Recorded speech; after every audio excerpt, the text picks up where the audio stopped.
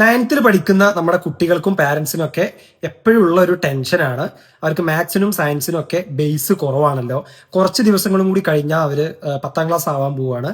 പിന്നെ ഒരു complete 1 year ഒരു ബോർഡ് എക്സാം വൈബായിരിക്കും, ഭയങ്കര ബിസി സ്കെഡ്യൂൾ ആയിരിക്കും. ആ സമയത്ത് അവർക്ക് ബേസ് ക്ലിയർ ചെയ്യാനുള്ള ടൈമൊക്കെ കിട്ടും, കാരണം കുറേ എക്സ്ട്രാ ക്ലാസ്സും അസൈൻമെന്റ്സും കാര്യങ്ങളൊക്കെ ഉണ്ടാവും. അപ്പോൾ ഈ രീതിയിൽ പോയി കഴിഞ്ഞാൽ അവരുടെ ബോർഡ് എക്സാമിന്റെ സമയത്ത് ബുദ്ധിമുട്ടി വിചാരിച്ച പോലുള്ള മാർക്ക് സ്കോർ ചെയ്യാൻ പറ്റൂലേ എന്നുള്ളത് ശരിയാണ്. കാരണം കുട്ടികളുടെ ഒരു മൈൻഡ് സെറ്റും ഇപ്പൊ കുറച്ച് ഫ്രീ ആയിട്ട് നടക്കാം, ഏതായാലും 10ാം ക്ലാസ് ആകുമ്പോൾ ബിസി ലൈഫായിരിക്കും, ആ സമയത്ത് പഠിച്ചാൽ മതിയല്ലോ എന്നായിരിക്കും. ബേസ് ക്ലിയർ ആക്കിയിട്ട് പോയിട്ടില്ല എന്നുണ്ടെങ്കിൽ, കാരണം മാത്സ് ആയി കഴിഞ്ഞാലും സയൻസ് ആയി കഴിഞ്ഞാലും 9ത്തിനെ കമ്പയർ ചെയ്ത് നോക്കുമ്പോൾ 10th ഒരു കുറച്ചും കൂടി ടഫാണ്. അപ്പോൾ പ്രോപ്പറായിട്ട് നിങ്ങൾ ബേസ് ക്ലിയർ ചെയ്തിട്ടില്ല എന്നുണ്ടെങ്കിൽ നിങ്ങൾ എക്സ്പെക്ട് ചെയ്യുന്ന രീതിയിലുള്ള ഒരു മാർക്ക് നിങ്ങൾക്ക് സ്കോർ ചെയ്യാൻ പറ്റിയില്ല എന്ന് വരും. പ്രത്യേകിച്ച് CBSEന്റെ ഒക്കെ എക്സാം പാറ്റേൺ പുതിയതാണ്, കുറച്ചും കൂടി കോമ്പറ്റീറ്റീവ് ആയിട്ടുള്ള എക്സാമാണ് നടക്കുന്നത്.